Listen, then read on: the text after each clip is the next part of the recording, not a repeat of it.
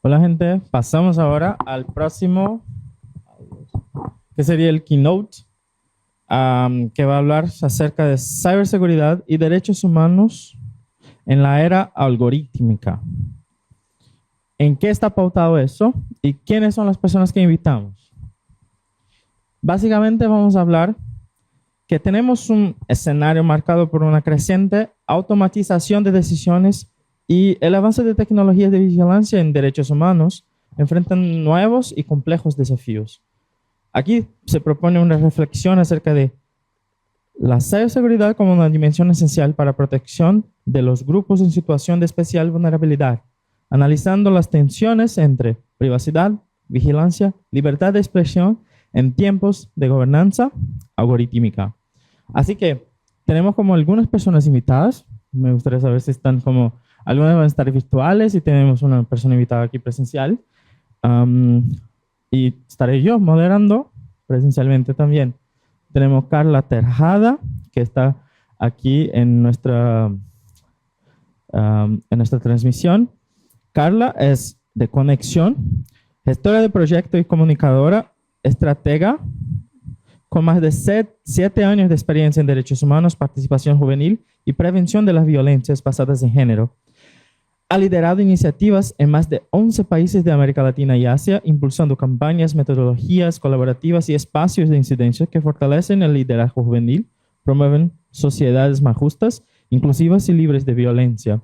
Conexión es una de nuestras de las organizaciones que están como ayudando y apoyando el desarrollo del UFLAC IGF desde el primer momento, como estábamos como en la construcción del curso abierto. Para todos que no saben, tenemos un curso que se propone a presentar qué sería gobernanza de Internet y proponer algunos debates. En ese año en específico tuvimos como un módulo diferente que sería para proponer construir juntamente un modelo de participación y enseñar cómo esa construcción puede ser hecha. Entonces, Carla fue esencial en ese desarrollo. Gracias, Carla, sea bienvenida. Y tenemos aquí también Leandro Wolco, que sería el ponente presencial de la red líderes de emergentes de potencia en Argentina.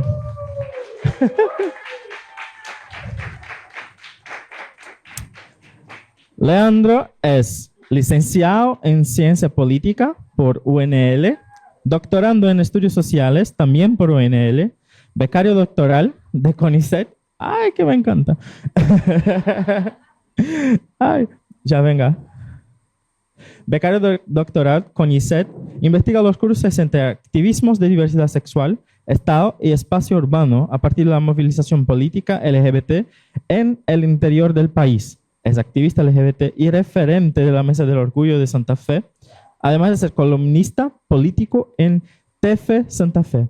Fue integrante del equipo territorial de capacitación de Ley Micaela del Ministerio de Igualdad y Género de la provincia de Santa Fe. Integra el proyecto de investigación CAI+D, titulado Intersecciones, análisis de itinerarios biográficos de personas en situación de sobrevulnerabilidad social, dirigido por el doctor Ernesto Mechia. Forma parte también de la red de líderes de emergente de potencia argentina más. Tenemos una otra persona invitada, sería Noelia Garrone, que es de Amnistía Internacional Argentina, pero creo que tuvo un problema para acceder y estamos intentando contacto, pero cuando llegue presento directamente a ella y podemos seguir en ese sentido. Esta ponencia para mí específicamente es muy especial porque es uno de los temas que veo que no necesariamente tiene como muchísima apertura para hablar en la gobernanza de Internet. Cómo hablar de grupos vulnerabilizados, cómo proponer ese debate de una forma que sea como propositiva y al mismo tiempo que agarre la atención de las personas que van a estar en ese modelo multisectorial.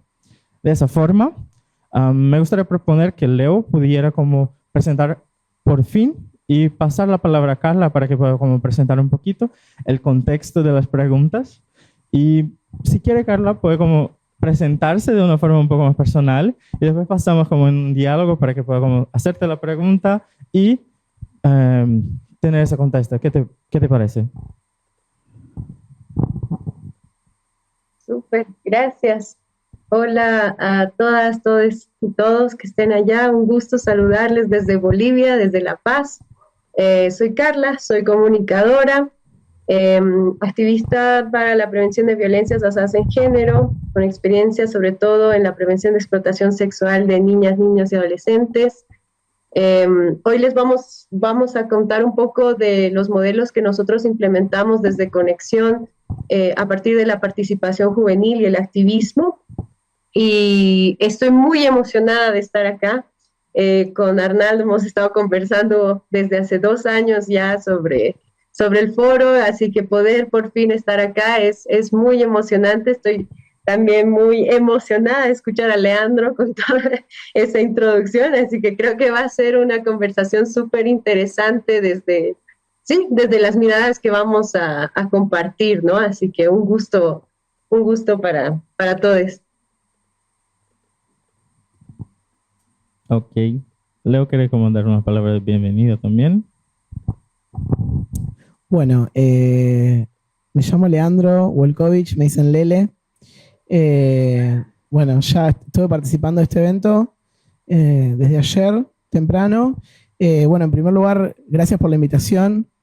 Bueno, vine de Santa Fe acá a este evento, me pone muy, muy contento, muy orgulloso de que me hayan invitado. Bueno, mi trayectoria tiene más que ver con la militancia política LGBT. De formación soy politólogo, investigo desde una beca doctoral la movilización política LGBT, particularmente en entornos subnacionales. Me interesa lo que pasa en ciudades pequeñas y medianas. Y bueno, participo, como ya se dijo, de la red de líderes emergentes de Potencia Argentina, que es gracias a la cual estoy hoy acá presente, porque ahí la conocí a Cande, que fue la chica que habló en el panel de apertura, que fue una de las responsables porque este evento se esté dando acá en este momento, en este lugar. Y para mí es bastante, ya les voy a contar más en detalle, pero es bastante novedoso estar en este tipo de eventos. Estoy muy contento de estar porque me parece que es hora de generar ciertas sinergias, ciertos diálogos entre distintos sectores del activismo y de la sociedad civil, y de tejer alianzas para enfrentar las problemáticas que vienen. Pero no les voy a adelantar más. Esa es toda mi presentación por ahora. Muchas gracias por la invitación. Gracias, Arnaldo. Y bueno, a charlar. Yo que agradezco como la presencia de ustedes aquí, especialmente para hablar en ese panel que he construido particularmente yo con mi equipo, pero tomé como muchísimo más a frente, porque es algo que me toca bastante y creo que es una de las agendas que nosotros como comité tenemos como una base más directa. Voy a pasar a hacer las preguntas para que no tardemos tanto y podamos ir al coffee. Ya, voy a direccionar inicialmente una pregunta para Carla, que involucra directamente parte de la actuación de conexión, especialmente hablando de derechos de niños, niñas, niñes y niñeces en general. Carla, ¿de qué manera podemos garantizar la participación y protección de las niñeces en un entorno cada vez más automatizado y gobernado por algoritmos? Súper. Creo que es importante entender que la responsabilidad de proteger y de atender las necesidades de niñas, niños, niñez, niñeces, adolescentes y juventudes, además, creo que recae mucho con los diálogos que tenemos que resolver con las grandes empresas que manejan las plataformas. Y no solo hablando de Meta, no solo hablando de todas las plataformas de videojuegos, sino también hablando de las telefónicas. Creo que hay una gran responsabilidad, sobre todo en problemáticas tan complejas como la explotación sexual en entornos digitales, que ya es una problemática difícil de entender y de hacerle seguimiento. Además, necesita en ese sentido tener una coordinación local, nacional e internacional de una forma mucho más seria. Escuchaba un poco el anterior panel que había y concordaba mucho con la idea de que hay que comprender que la protección va a nacer desde lo material hasta las esferas digitales, y esa es una realidad. Y mientras no se pueda reconocer un entorno o garantizar un entorno protector, es muy difícil que podamos realmente decir que podemos promover una ciudadanía digital para las niñeces o una gobernanza digital para las niñeces que sea protectora. Entonces, los diálogos acá tienen que resonar desde no hay una necesidad tangible desde las grandes industrias y desde las grandes empresas, todavía al menos, para proteger realmente a esta población. Y sobre todo vinculándose un poco desde la gran discusión sobre la información privada, ¿no? Entonces, pueden haber brigadas enteras de trabajo internacional para poder proteger, sobre todo en estas temáticas, como digo, que es desde Conexión que trabajamos, para proteger a la niñez y a las niñeces, pero si aún así no hay leyes que realmente avalen eso y no haya un conocimiento y una capacitación clara y actualizada constantemente de cómo poder protegerles, es muy difícil. Claro, es muy difícil poder cerrar la idea de a qué entendemos de un entorno protector. Si ya un entorno protector presencial es complejo de garantizar, un entorno digital de protección para las niñeces sigue siendo casi como algo que recién está empezando, que recién se está explorando y que la capacidad de actuación multisectorial va a ser clave aquí para poder garantizarla. Mientras no exista esta coordinación y no sea parte de la agenda, no solo al momento de ya crear una aplicación, sino más bien justo en la idea, no podemos hablar todavía o sea, todavía es muy difícil decir cuál es la receta para proteger, ¿no? Creo que todavía hay mucho por discutir de aquí en adelante sobre el tema de protección en general en entornos digitales. Muchísimas gracias. Creo que eso dialoga bastante con lo que vemos actualmente en contexto general. Tenemos como políticas que están siendo creadas, pero políticas de plataforma y no necesariamente leyes que van a analizar y direccionar construcciones efectivas para niñeces, por ejemplo.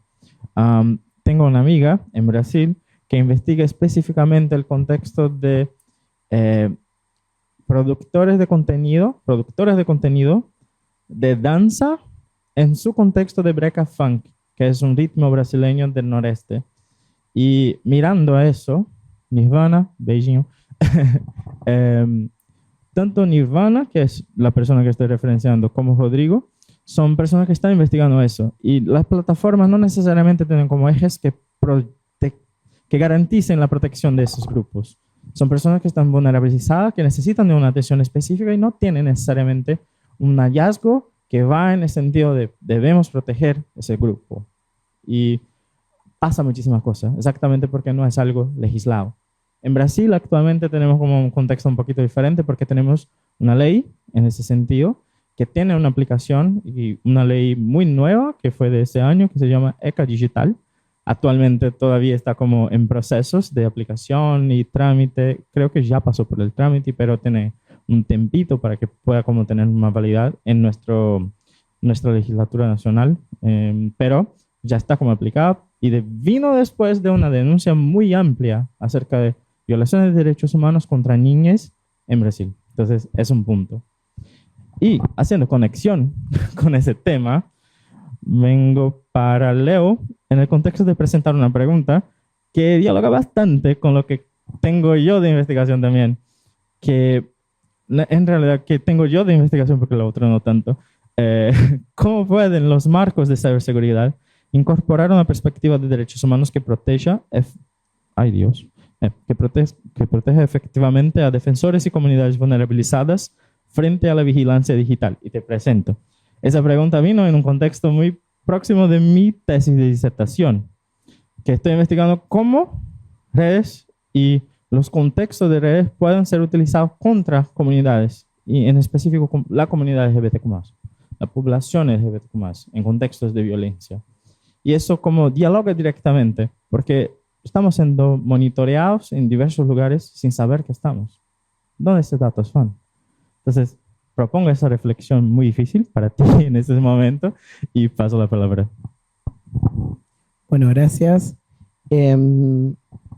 Primero, decirles nuevamente, reiterarles, que esta es la primera vez que me toca hablar en un evento de tecnología y en un evento de gobernanza de Internet en particular, para que lo tengan en cuenta.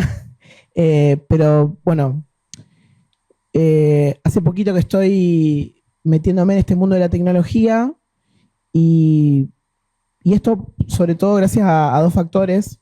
En primer lugar, gracias a Potencia Argentina, que fue el espacio que nucleó a más de 100 dirigentes de distintos espacios políticos, a veces profundamente opositores entre sí, pero que se propone generar un espacio de diálogo democrático y que además se propone acercar a esa generación de líderes emergentes un diálogo directo con el mundo de la tecnología y de la innovación tecnológica.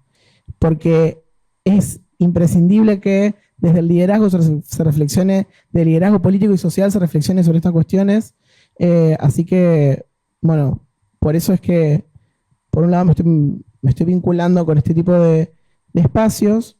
Y segundo, porque como militante LGBT, como referente del activismo LGBT, creo que es momento de que nos empecemos a meter en otro tipo de cuestiones, más allá del nicho al que a veces se nos quiere relegar como activistas LGBT, que es, bueno, a un área muy, muy reducida de diversidad sexual, cultura, qué sé yo. Y yo creo que las personas LGBT tenemos que participar de todas las discusiones de políticas, y que tenemos que salir del lugar en el que a veces se nos coloca, que es el lugar de víctimas.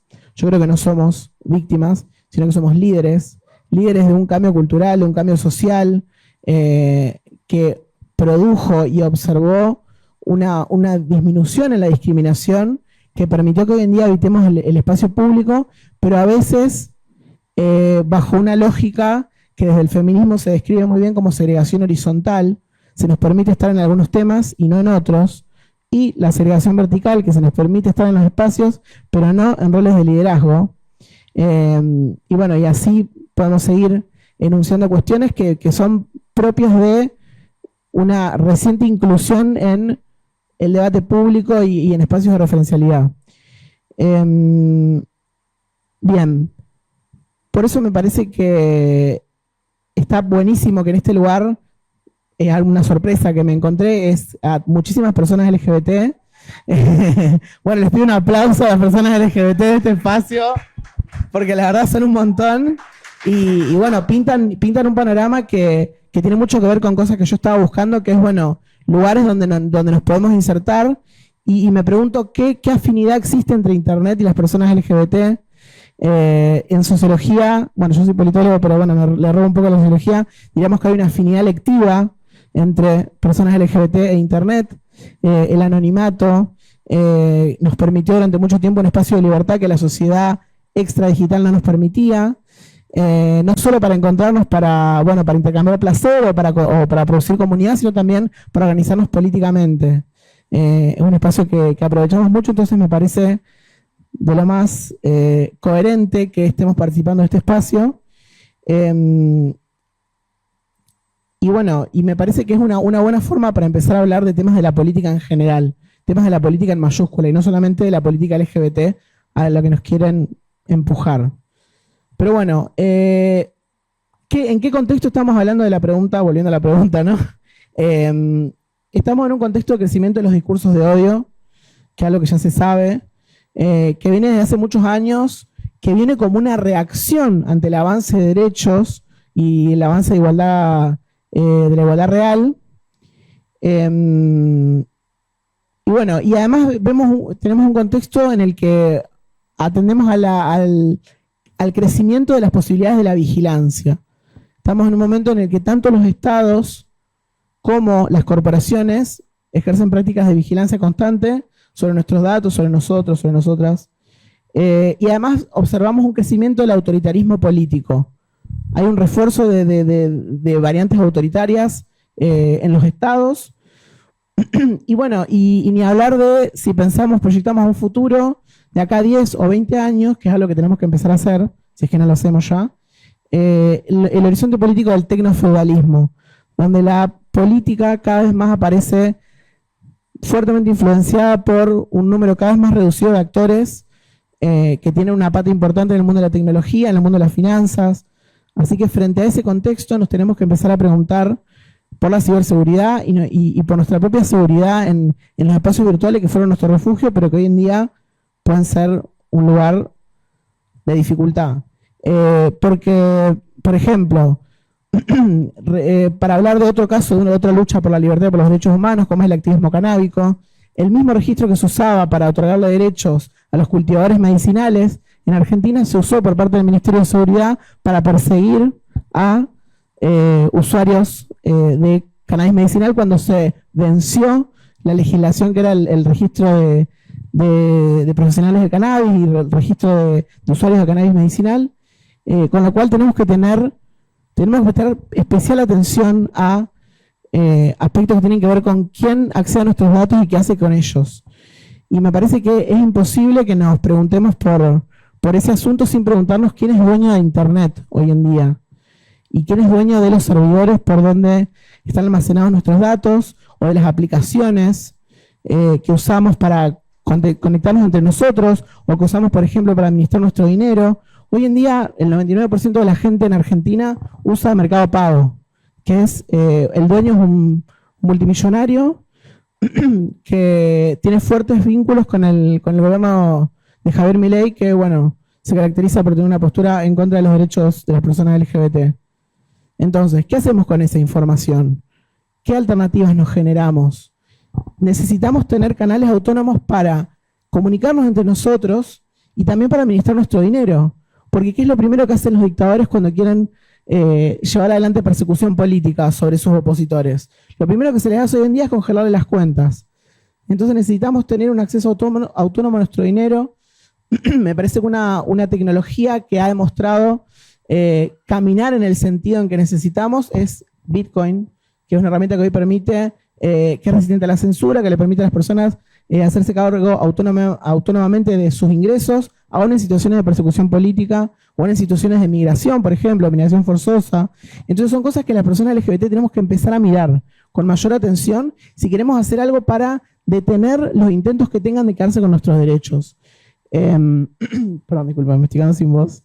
Pero bueno, básicamente por esos lados me parece que tiene que empezar a ir nuestra reflexión y me parece que para eso necesitamos tejer alianzas con sectores que puedan ayudarnos a construir estas nuevas redes que necesitamos, estas nuevas tecnologías o plataformas que van a tener que estar controladas por actores externos que deben tener servidores autónomos, que no deben pasar por las 5 grandes empresas que hoy en día manejan las comunicaciones digitales. Pero bueno, no podemos hacerlo en soledad, tenemos que hacerlo en alianza con otros sectores y demostrando que si se le aplican criterios éticos a una tecnología, como puede haber sido el caso de Bitcoin, que es incensurable, este tipo de cuestiones se pueden aplicar a una nueva tecnología que nos sirva para, como ya digo, comunicarnos, organizarnos y bueno, y administrar nuestros recursos de una forma que sea más difícil de acceder, tanto por las corporaciones cuanto por los estados. Gracias.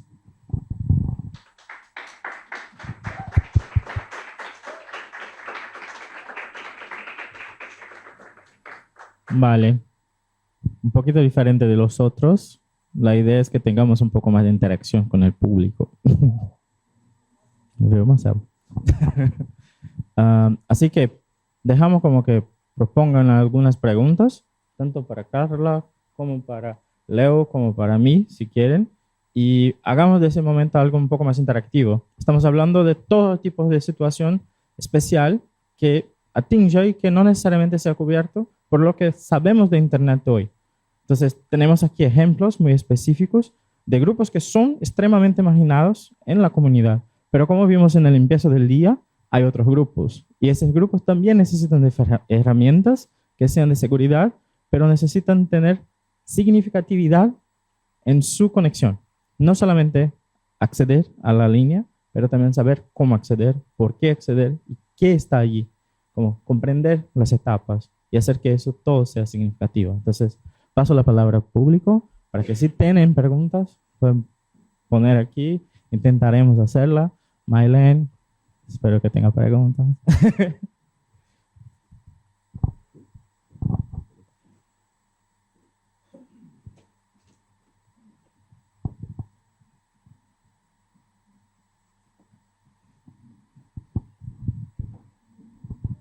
Muchas gracias. Arnaldo. Ay, perdón, ¿se oye? Perfecto. Perdón, solo antes, es que no veo nada. Tienen la pantalla de YouthLag apagada, entonces no logro ver nada. Ahorita probando, ¿no? ¿Ya estuvo? Perfecto. Bueno, primero que nada, muchas gracias, Carla, muchas gracias, Leandro. Fue una ponencia muy constructiva, igual por parte de la moderación.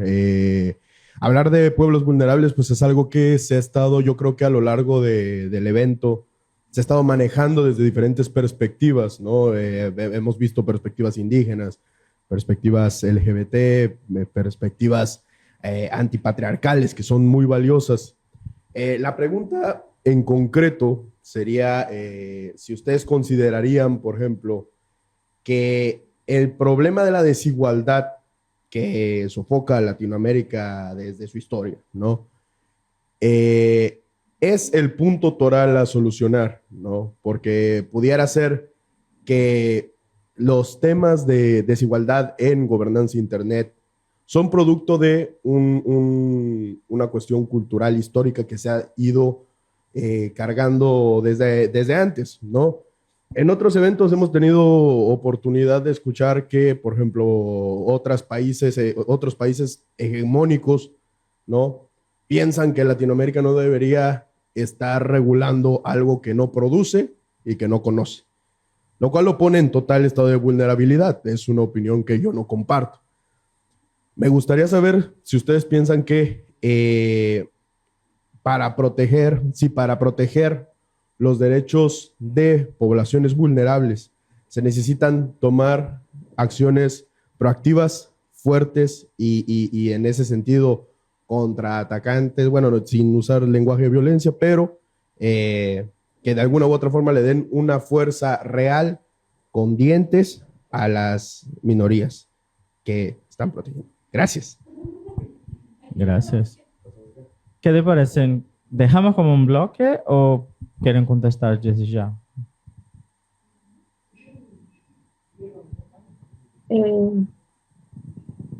¿Cómo quieres hacerle? ¿Quieres contestar ahora o...? Yo Pues tengo una contribución muy rápida. Yo soy Yuri de Brasil. Hola, buenas tardes. Buenas.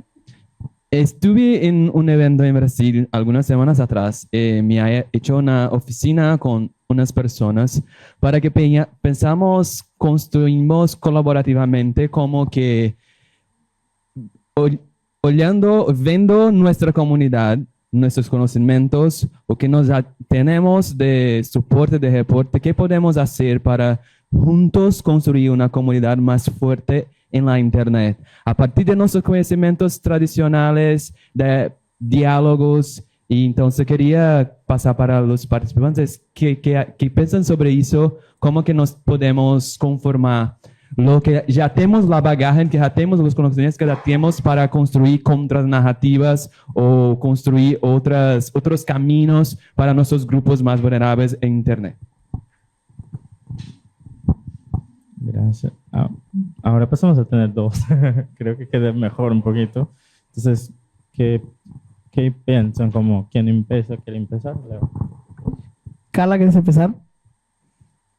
Y yo sigo. Sí, puedo ir reaccionando Muchas gracias por ambas preguntas. Creo que son dos preguntas que por lo menos desde Conexión, desde el tercer sector, es creo que una gran cuestionante. ¿Cómo podemos construir la sociedad que estamos soñando, que sea más justa, que tenga este enfoque protector?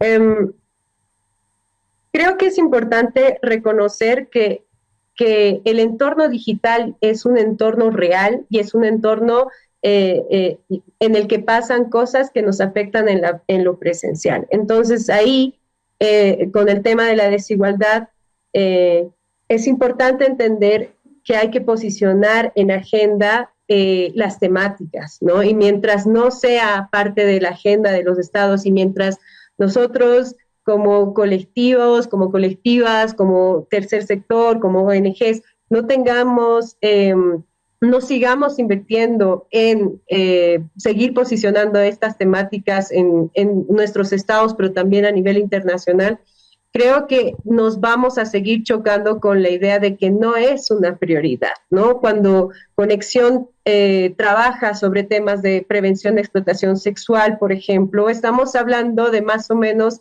300 millones de niñas, niños, niñes que sufren algún tipo de violencia sexual en línea cada año. Y aún así, el problema mismo es complejo de atenderlo porque en entornos digitales estamos hablando que la producción del contenido íntimo se haga en Perú, se lo consuma en Italia y se lo cobre en Indonesia. Entonces, cuando ya empezamos a entender que la sociedad necesita ahora sí tener estas conversaciones incómodas, desde a nivel Estado, obviamente, pero también desde el nivel sociedad, es también entender que necesitamos una sociedad que esté más dispuesta a participar activamente. Entonces, todo el tema de rendición de cuentas, todo el tema de exigibilidad de presupuestos, todo el tema, de nuevo, de poner en agenda las problemáticas, van a ser claves hoy más que nunca, porque creo que también el mundo político ha dado un giro importante en varios países potenciales como Estados Unidos, que tiene un discurso que está promoviendo discursos fuertes y narrativas fuertes de odio hacia diferentes poblaciones. Y entre esas, de nuevo nace la gran pregunta de a quién protegemos y cómo protegemos, y cómo nos protegemos, porque cuando no hay una prioridad dentro de las mentes de todos los que nos controlan finalmente, lo único que nos queda es aprender a organizarnos. Y ahí voy respondiendo a la segunda pregunta, uniendo un poco. Creo que la capacidad de generar comunidad protectora es real y le tengo mucha fe a la capacidad de organización multisectorial. Desde Conexión nosotros, por ejemplo, trabajamos una pequeña escuela de activistas que prácticamente es dar herramientas a personas jóvenes que quieran volverse creadores de contenido, pero desde un enfoque de derechos. Y esto lo unimos con pensar que lo digital también es presencial y que lo que pasa en los entornos digitales pasa en las esferas materiales. Y en ese sentido, vamos vinculando y generando pequeñas comunidades que sí están dispuestas a tener, las conversaciones pendientes, es decir, qué significa proteger, qué significa un entorno protector, qué significa una ciudadanía segura y digna y diversa, además, y qué no, y cuál es nuestra responsabilidad. No sé, Lele, cómo tú lo sientes, pero dentro del marco en el que nosotros trabajamos en Conexión con tantos países en Asia como en Latinoamérica, creo que está resurgiendo una necesidad fuerte de las juventudes, sobre todo de poder posicionar más y salir de nuevo y participar más activamente en sus sociedades para volver a exigir este recorrido que ya habíamos hecho en temas de derechos, que ahora se siente como como unos pasos atrás que le estamos dando, ¿no? Y que los gobiernos lo están dando y que hay una agenda a partir de eso. Entonces, espero haya respondido un poco. También esto saca mis sentimientos encontrados en el trabajo sobre protección, pero sí, eso creo que con eso quisiera aportar. Bueno, gracias. Un aplauso para Carla, por favor.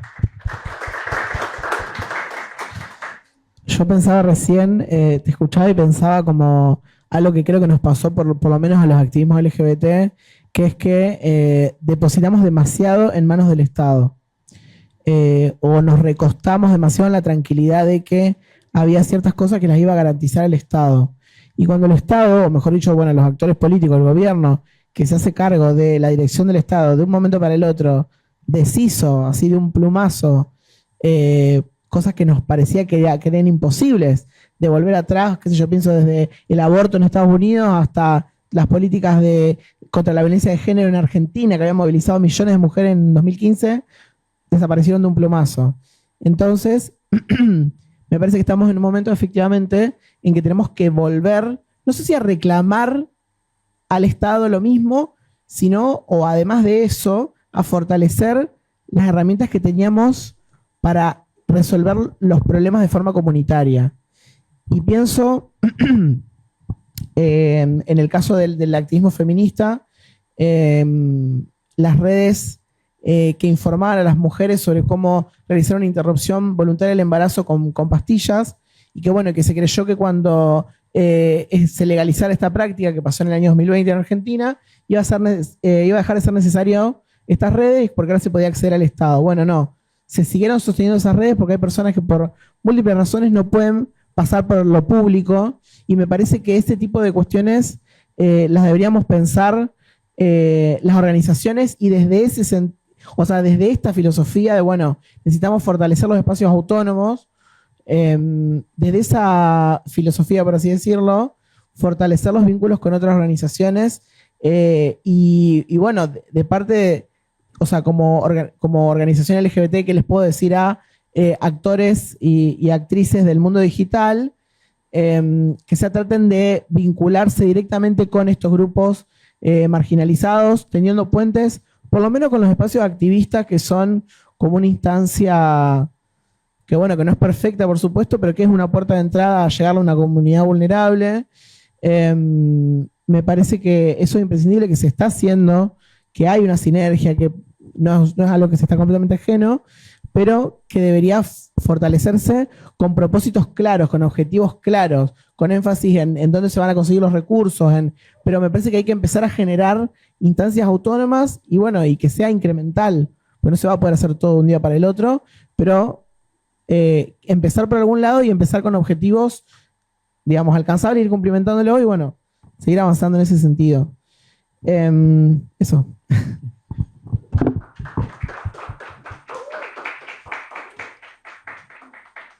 Debido al tiempo, creo que no vamos a tener un poquito más de posibilidad de tener preguntas, pero invito a que todos que estamos aquí, vayamos al coffee después que cerremos aquí y hagan preguntas. Estaremos allí. Carla también, creo que puedo, si posible, si tengo la autorización, puedo como disponibilizar su mail, las personas pueden como hacer un contacto y todo en ese sentido.